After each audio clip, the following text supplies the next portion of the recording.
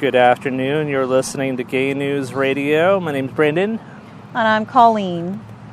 This is it, folks. This is November the 9th, 2016, otherwise known as Election Day. Election Day. So just to bring our listeners up to date, last night we saw the unprecedented and historic ascension to the presidency of, I can't believe I'm going to say this, Donald Trump.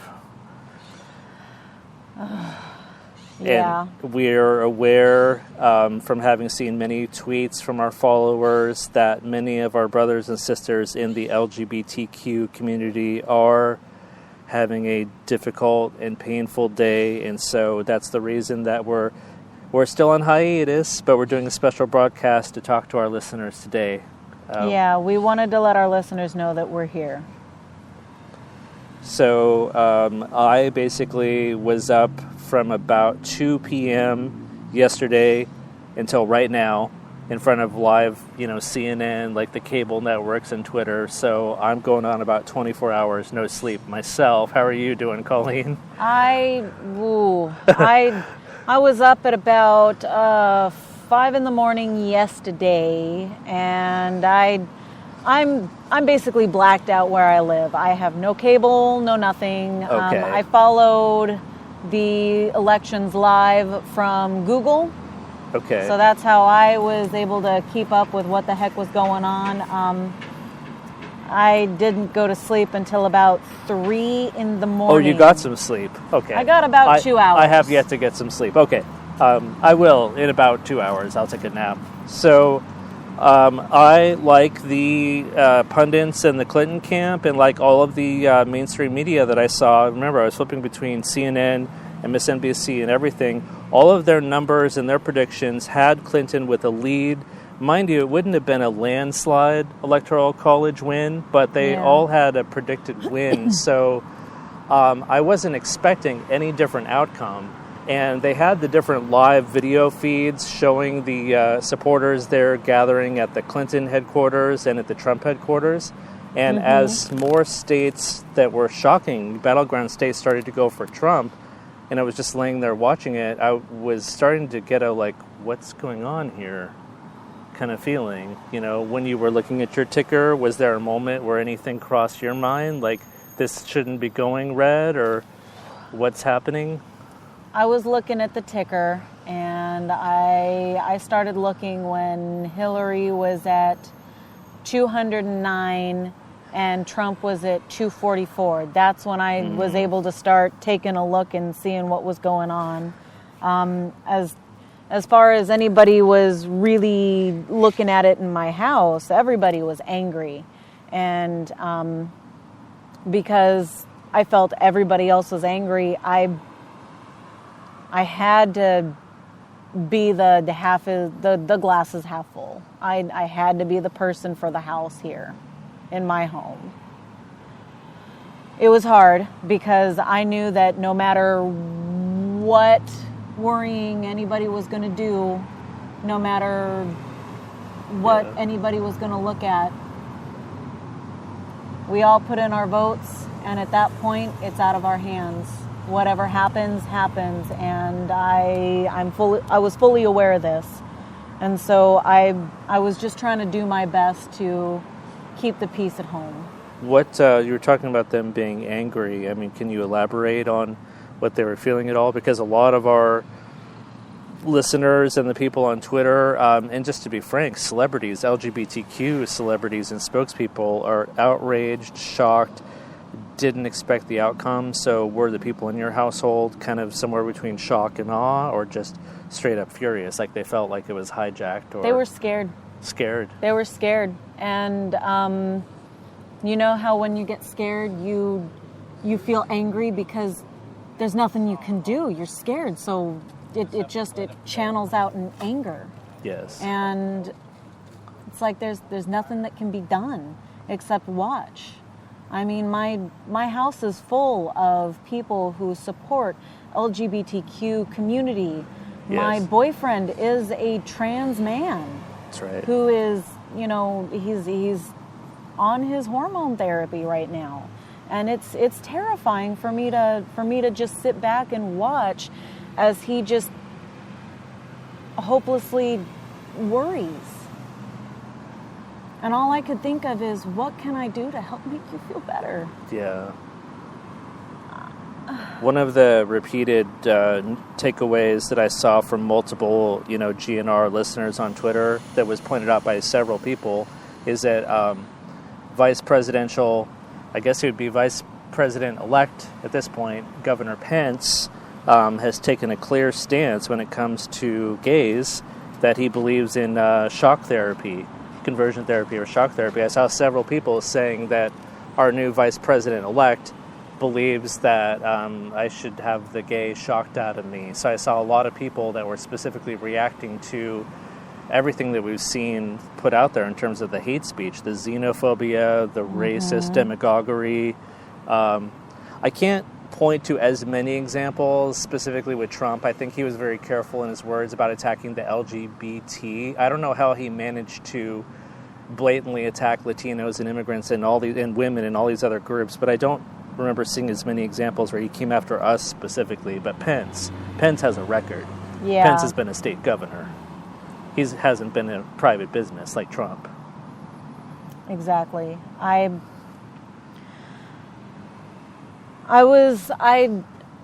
in contact with someone who was pro-Trump, and I was telling them all of these fears and these worries, and their friend is Democrat, and I guess their friend wasn't terribly concerned about LGBT rights being taken away if Trump was elected. There were more, fears about xenophobia and women's rights. And I don't know how, that's going to tie into everything. I was just trying to get, what we're fearful of across. Yeah. And I was brought back with, look, I did some research, and shock therapy has, as far as I read, and I'm talking from the other person's point of view right now, not my own. Right. They had referred, saying that from what I have read, they've basically done up with it. It's not a thing. Okay. For federal, and it hasn't been a thing since, what was it, 1982 is what they said? I can't remember.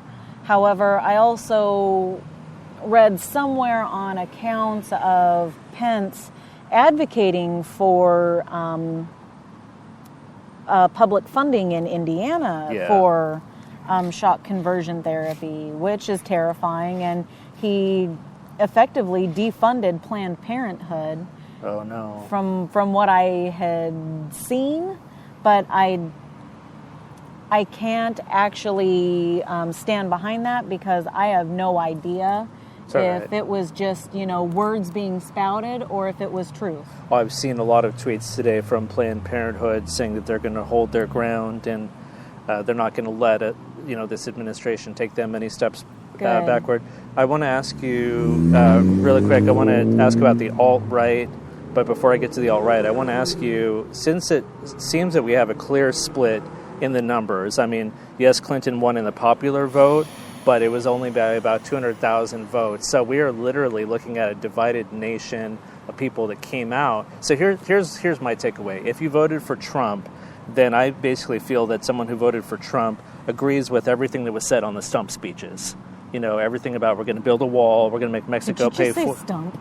Yeah, when they're stumping, when they're out there on the campaign, when they're stumping. So I basically feel that people that voted for Trump, I consider them to have been accepting of everything that was said on the campaign trail. We're going to build a wall, we're going to make Mexico pay for it, we're going to deport the 11 million illegals, we're not going to let Muslims come into the country because they're ISIS. All of those things. I basically want to ask you your take on the alt-right. I mean, there are reports on Twitter at this point that David Duke and the KKK and groups like that from the alt-right are literally celebrating in the streets, like in North Carolina, in their Klan attire. That is unprecedented, that we haven't seen that in an American election, that the KKK is celebrating our president-elect. What's your take on that? My take on that is I don't think this wall is going to get very far. And a lot of people that I know feel the same way. And I'm more afraid of white supremacists at this point. Because that pot has definitely been stirred. Yes. And at this point, I'm more afraid of a bunch of white supremacists just going full Leroy Jenkins on everyone. Yes.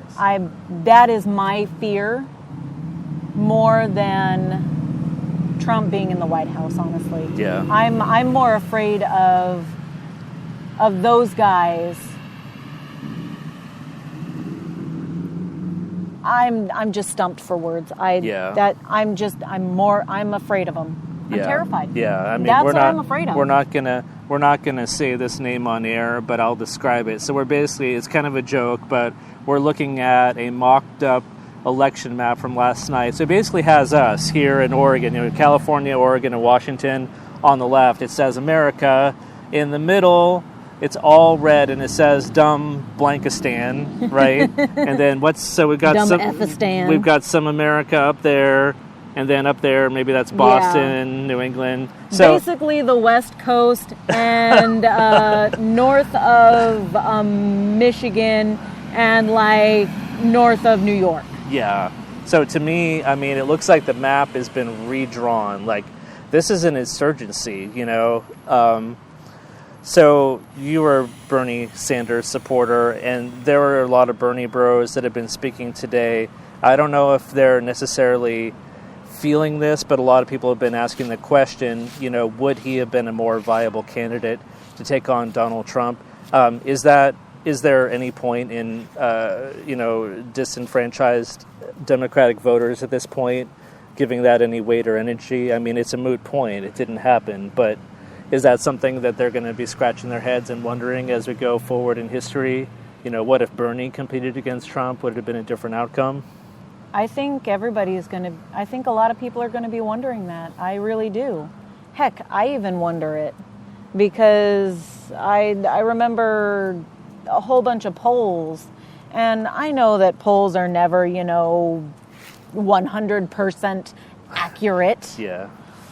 But last night they were all wrong. I remember the polls saying that Bernie would have beat Trump in a landslide. They had head-to-head matchups against Bernie and Trump, didn't they? I remember those. Yeah, and I still stand by the fact that I think he would have taken it all. Yeah. I think he would have taken it. I understand, wanting Hillary in the White House, though, because then we would have that, old 90s, presidential influence back. Yeah. I totally get that because my whole family is all behind it. I remember being a kid and, all of that scandal stuff going on.